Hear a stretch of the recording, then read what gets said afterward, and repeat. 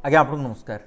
अमृतबिंदुर आज अध्याय को मुझे आपको स्वागत करुच्ची बलभद्र रथ जा हो गत कालीर जो उपस्थापना थिला युद्ध बाबद युद्धरे धर्म एवं अधर्म कौन से संपर्क में आपणकर बहुत भल मतामत मिली तेणु मुझे निकट में कृतज्ञ।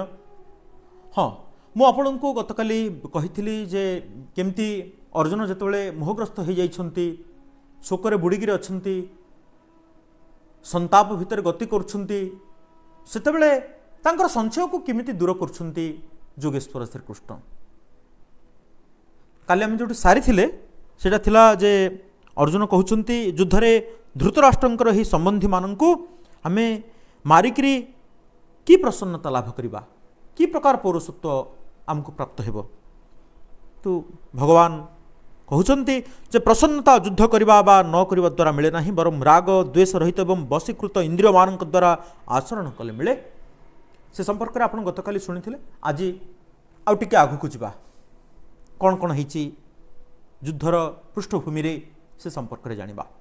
अर्जुन कहते युद्धरे निजर कुटुंब जन को मारिले आमको तो पाप लगे प्रभु, किंतु भगवान कहते हे अर्जुन जदि तुम्हें ही स्वतः प्राप्त धर्ममय युद्ध करिब नाही तेबे तुमको पाप लागिब।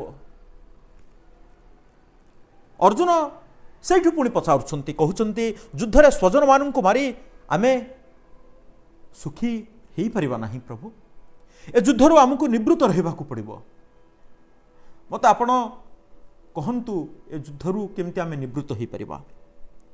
किंतु भगवान कहउछन्ति बारंबार तांकर मानसिकता को दृढ़ करुछन्ति जो क्षत्र मान को अनायसरे भली धर्ममय युद्ध प्राप्त हुए से मान ही सुखी। एटा ही तुम धर्म, एटा ही तुमको धारण करिछि। तेणु जेतले धर्मर लड़े पड़ी तुमको युद्ध करवा निहाती आवश्यक, निहाती आवश्यक।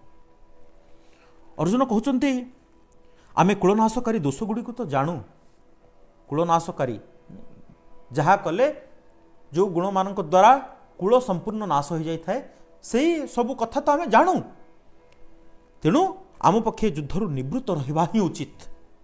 भगवान कहते यह तुमर नपुंसकता कापुरुषता एवं हृदयर तुच्छ दुर्बलता को प्रतिपादित करिबो। तुमको लोके नपुंसक बोली कहिबे, कापुरुष बोली कहिबे। विचार करो युद्ध करिब कि नपुंसक कापुरुषर शब्द माध्यम विशेषण माध्यम तुम्हें बाहर परिचय हेब।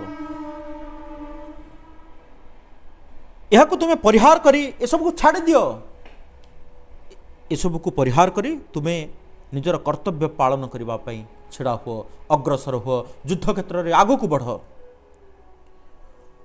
अर्जुन कहते युद्ध कले परिणाम रे धर्म तो नष्ट हो प्रभु, किंतु भगवान कहते युद्ध न कले तो धर्म नष्ट हो। तुम जदि भावुच युद्ध कले परिणाम रे धर्म नष्ट हो न कले मध्य धर्म नष्ट हो। अर्जुन सेठु कहते युद्ध कले परिणाम रे वर्ण संकरता आसीजिवो जद्वारा पितृपुरुष मानकर पतन हेबो एवं कुलधर्म जाति धर्म नष्ट हो। भगवान कहते जदि मु सावधान हो निजर कर्तव्य कर्म पालन न करे तेबे मु संकरता उत्पन्नकारी होइजिबि, अर्थात युद्ध रूपक कर्तव्य कर्म न कले ही वर्ण संकरता आसीबो आसीबो आउ आसीबाटा ही आसीबो।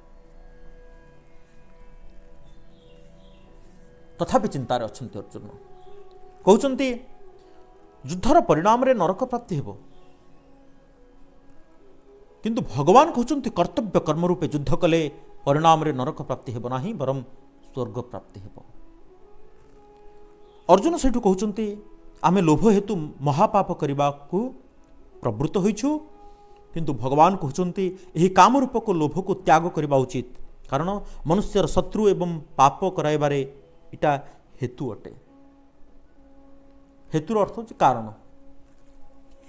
अर्जुन कहते से पर्यंत संशय दूर ही नहीं। अर्जुन कृष्ण को कहते मु भीष्म एवं द्रोण को बाण द्वारा केमती मारिबी। एमाने समस्ते काल रूपक भगवान कहते से अरे एमाने समस्ते ए काल रूपक जो मो द्वारा पूर्व निहित हो जाइछन्ति समस्ते चली जाइछन्ति तुम्हें बे वर्तमान केवल निजर कर्तव्य पालन कर आउ ए युद्ध क्षेत्र में तुम्हें निमित्त मात्र हो जाओ हे अर्जुन तुम्हें केवल आउ केवल निमित्त मात्र तुम्हें किछि करूना हो तुम्हें केवल गोटे माध्यम। अर्जुन कहते मु प्रभु मु गुरुजन मान मारी पारि ना प्रभु मु भिक्षान्न ग्रहण करी पछे जीवन बंचेबी किंतु मारी पारि ना आखि छल छल अर्जुनकर आखि छल छल कहीं हृदय तो मोह अच्छी ना केमती युद्ध जिते हृदय जो पर्यंत मोह अच्छी से पर्यंत कि प्रकार युद्ध लड़ जापर किंतु भगवान कहते अन्यर धर्म भयप्रद अटे स्वधर्मे निधन श्रेय परधर्म भयावह निजर धर्म पालन करी जदि मृत्यु हो जाए तेबे मध्य ताहा कल्याण साधन करिथाए।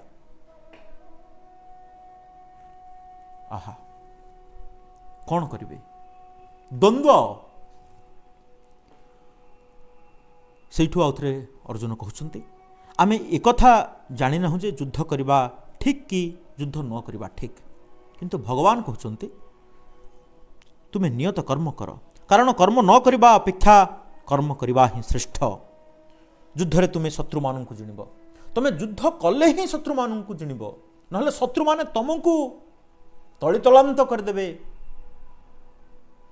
मारिदेवे तेणु भाव चिंता कर कौन करवा उचित कौन करवा अनुचित युद्ध करवा ठीक कि युद्ध करवा भूल धर्म कोटा अधर्म कोटा एमिति अति प्रांजल भावे तांकर संशय दूर करुछंती योगेश्वर भगवान श्रीकृष्ण। तेबे आउ दिने मु आपनको कहबी अर्जुन को आउ कौन कौन कहते श्रीकृष्ण केमती लगिला आज अध्याय आमको निश्चय जणाइबे। विदाय दिंतु नमस्कार।